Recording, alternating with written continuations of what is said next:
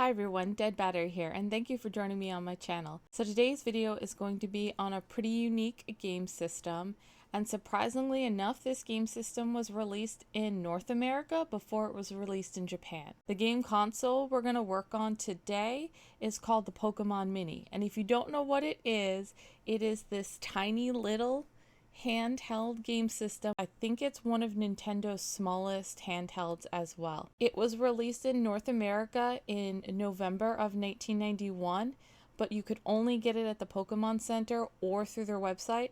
And then it was released in Japan in December of 2001. There were 3 different versions of it. The blue one was Wooper, the purple one was Smoochum, and the green one was Chikorita. The system was also released in Europe, but it didn't come out until 2002. When it was released in America, it only came out with 5 games, but when it was released in Japan, there were 10 games that you could get with it. So for all my viewers, the Pokemon Mini was actually the first handheld I bought and fixed myself. And this is actually what got me started on fixing handhelds and learning electronics. I found it in the junk section. It had a burnt screen, so I looked up if this was fixable, and it was, so it snowballed from there. I also found out that, like the original Game Boy, there was no light on it, and you could attach a backlight to it. I was successful in adding the backlight onto the original one I got, but I was able to get another one that looked a lot nicer than my original one and thought, hey, I might as well put a backlight on this one as well. So let's see if I can get this backlight working, and I'll show you what the game system looks like. This is the cute little case that I keep it in, and this is what the newer Pokemon Mini that I got a hold of looks like. And this is the one that I'm going to put a backlight on. Here are some of the games. The first one is Pokemon Party Mini, Pokemon Breeder. This one is Pokemon Puzzle. Then there's Tetris, Zany Cards, and Pinball. So here's my original one. See how it's kind of yellowed? That's the one that has the backlight on it. This is the new one that I want to put the backlight in. This is what the screen looks like originally.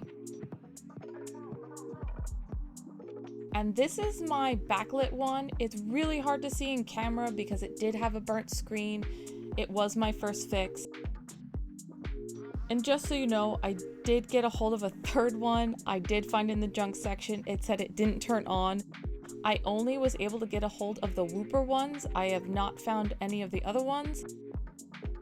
So to take them apart, it's pretty simple. It's just the screws on the back, and then there's screws on the motherboard.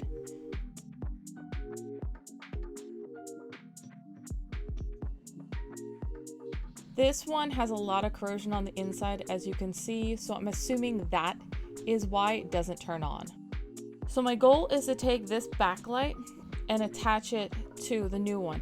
Unfortunately, there was no more white light backlights in stock, so I did buy an original Game Boy backlight, and I'm going to cut it to size and see if it works. I don't know if this is gonna work, but when I looked at the internals of the backlights, they basically looked the same, except there were a couple more rows of lights at the bottom. So I just got a razor and cut it to size. Now I'm going to tin the 2 pads and attach the wires.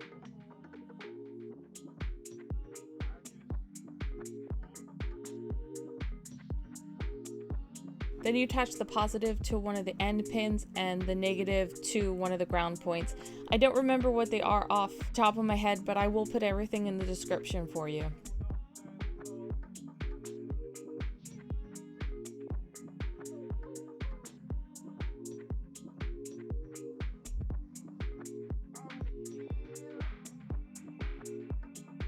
I wasn't able to get this one to turn on. It was just my test. I assume it has something to do with the power of the screen. Maybe because the original size is made for Game Boys and it takes more power, which I knew could be a possibility, but I really wanted to give it a try.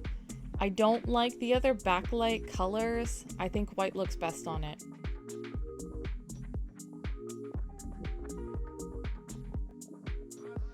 Now my plan is to swap over the backlight I have on my first one I bought. You will have to trim the case very minor bit.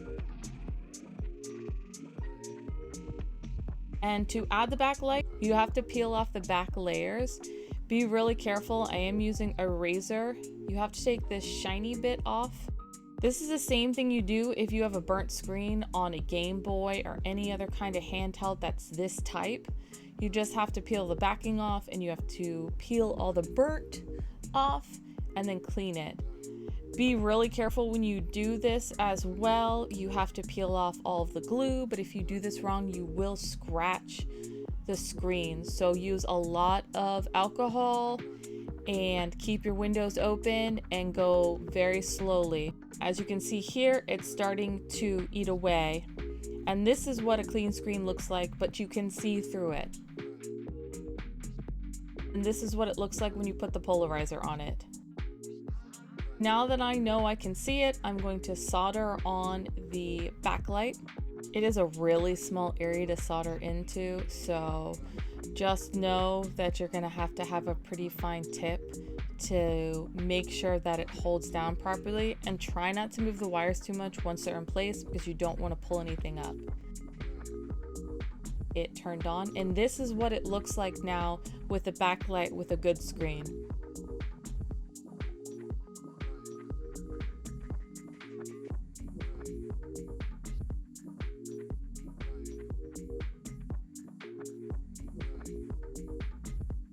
And it looks 100 times better than my original burnt screen one.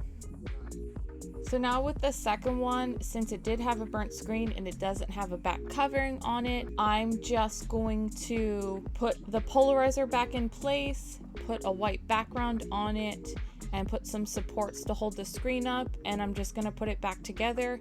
It works. Now I'm gonna move on to the third and final one. I'm gonna go through and try to get some of this corrosion off to see if I can get it to work. Right now, I don't really have confidence that this last one's going to turn on, which is really sad because these systems are kind of rare. You don't see them around a lot.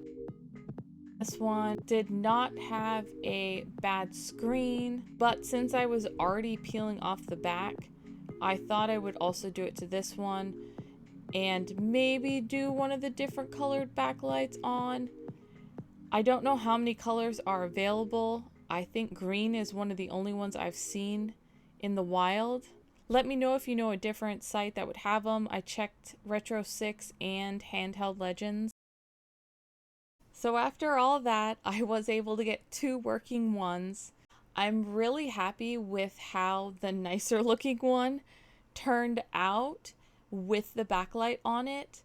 I'm not saying I was disappointed with my original one, but it was my first time doing a burnt screen. It was my first time doing a backlight, and it still was really hard to see. I assumed that was normal until I started doing more projects. Since I figured out this wasn't normal, I did decide to put a backlight in. Unfortunately, as I mentioned, I was not able to find any of the white backlights, only the colored ones. And I really wanted to stick to white just because it looks really crisp. I don't know how I feel about staring at a green screen or a red screen the whole time I'm playing a game on it. I wanted to show this to you as well. It is a really simple, quick thing, but once again, this was one of the first pieces that I found, and it was exciting that I was able to get something unique and fix it. It didn't take long, and it was a lot of fun, and it taught me something new.